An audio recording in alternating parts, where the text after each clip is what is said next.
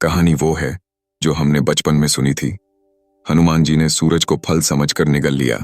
पर क्या ये सिर्फ एक कहानी थी या इसके पीछे छिपा है मानव चेतना का एक रहस्यमयी भ्रम? बालक हनुमान आसमान की ओर देख रहे हैं। आंखों में चमक है। जन्म लेते ही हनुमान में एक असाधारण ऊर्जा थी। उन्होंने देखा आकाश में चमकता हुआ कुछ। उनके लिए वो सिर्फ एक फल था, एक तेजस्वी आकर्षक फल। आपने कभी गौर किया है, जब एक छोटा बच्चा आसमान में उड़ते हवाई जहाज को देखता है तो वो उसे कोई खिलौना समझ बैठता है। क्यों?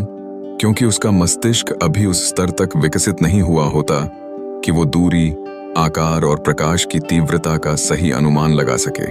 अब सोचिए, हनुमान बालक थे, लेकिन कोई साधारण बालक नहीं। वो वायु से उत्पन्न दिव्य प्राणी थे।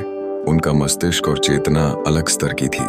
उन्होंने जब सूर्य को देखा, वो था गोल, चमकदार और दूर आकाश में। उनके लिए ये था एक दिव्य फल। साइंस कहता है, जब हमारा परसेप्शन इमेच्योर होता है तो विजुअल डिस्टॉर्शन हमारे दिमाग में अलग अलग इमेजिनेशंस ट्रिगर करता है। ब्राइट लाइट को फ्रूट, फायरफ्लाई या किसी एनिमेट ऑब्जेक्ट की तरह देखना यह न्यूरोलॉजिकल इल्यूजन है। इन्फेंट विजुअल कॉर्टेक्स आकार, दूरी और प्रकाश की तीव्रता को पूरी तरह प्रोसेस नहीं कर पाता। रेटिनल ओवरस्टिमुलेशन से ब्राइट ऑब्जेक्ट्स के चारों ओर हेलो या दिव्य आभा जैसा कुछ दिखता है। ऐसा ही कुछ हनुमान जी के साथ हुआ होगा। एक दिव्य बालक जो ब्रह्मांडीय ऊर्जा से जुड़ा था।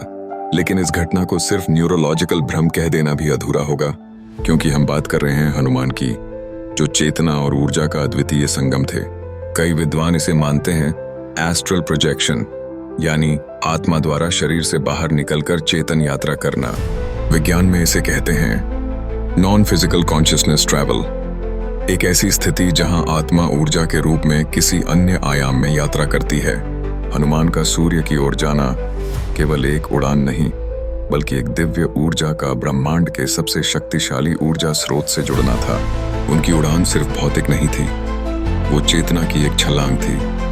परसेप्शन से परे, विज्ञान और आध्यात्म के बीच एक पुल। जैसे ही हनुमान सूर्य के समीप पहुंचे, देवताओं में हलचल मच गई। इंद्र ने वज्र से प्रहार किया, पर इस घटना ने एक नई शक्ति को जन्म दिया। परसेप्शन का भ्रम, चेतना की यात्रा या किसी ब्रह्मांडीय शक्ति की ओर खिंचाव। ये सिर्फ कथा नहीं, ये है हमारी चेतना और परसेप्शन की कहानी। हनुमान ने हमें सिखाया, आंखों से जो दिखे वही सत्य नहीं होता। और अगली बार जब आप सूरज देखें, याद रखें, कभी एक बालक ने उसे फल समझ लिया था और कूद पड़ा था उसकी ओर।